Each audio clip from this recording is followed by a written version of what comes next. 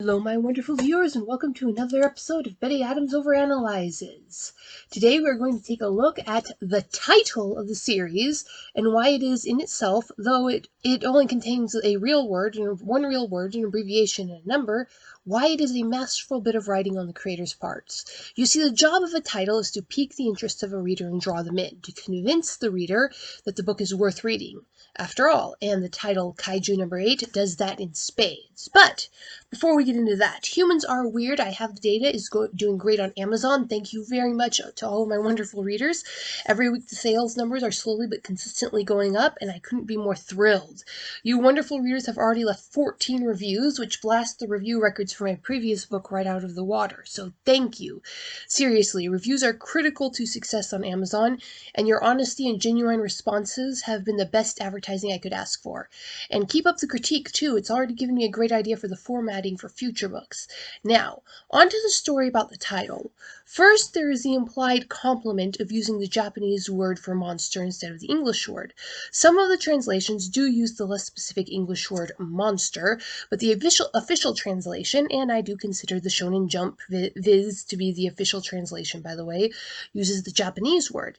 This is the storyteller talking to the audience. The storyteller is saying that they trust the reader to know this foreign word. The reader is smart enough to understand. The reader is cultured enough to appreciate the fine difference between the generic monster and the specific kaiju. It's a sign of trust, a compliment, and a subtle in. We are part of the club, and we can feel just a little bit smug about it. Next, we look at this specific number. You see, numbers have implications, especially ordinal numbers. So you have your standard number, 1, 2, 3, 4, 5, and ordinal numbers, a number that indicates an order, first, second, third, fourth, fifth. Things like that.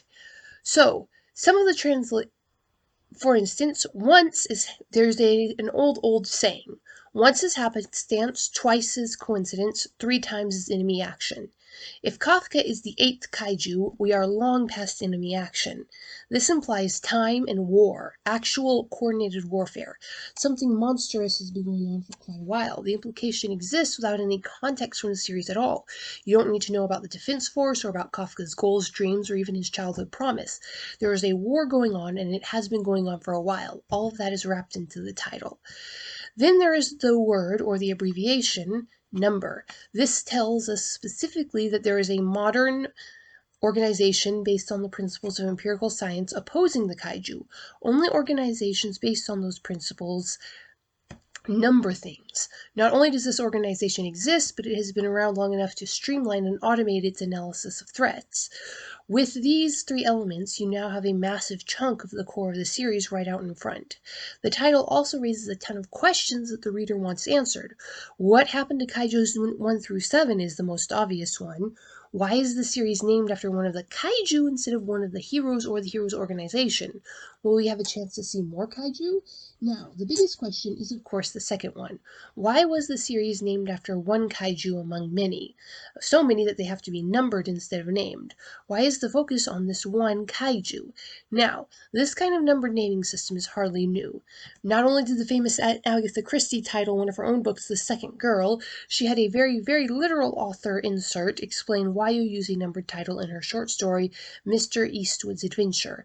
The titular starving author is struggling with writer's block when he gets in the idea for a title.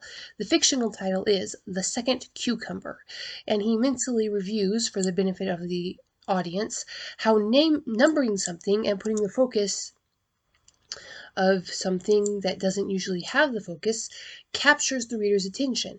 Then he gets swept off on an adventure, and we never learn what he might have made out of the second cucumber, or the implied first cucumber. But the point is that calling it the second cucumber did have implications. But there are other examples of this naming strategy. The Last Unicorn, The Fifth Wave, The Seventh Son. In fact, it has become so common that there is an entire subgenre of literary analysis looking at why the numbered titles scratch some mental itch in us.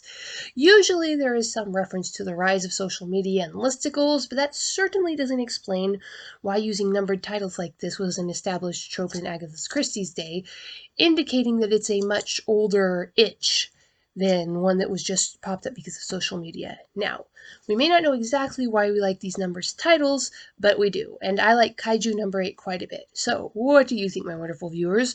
Was the title of Kaiju number 8 a lucky happenstance, or did a lot of thinking and planning go into it? Leave a comment below telling me what you think, and follow the link to get your own copy of Humans Are Weird. I Have the Data, a story of human absurdity where Monty Python meets Star Trek. Peace out, my wonderful viewers.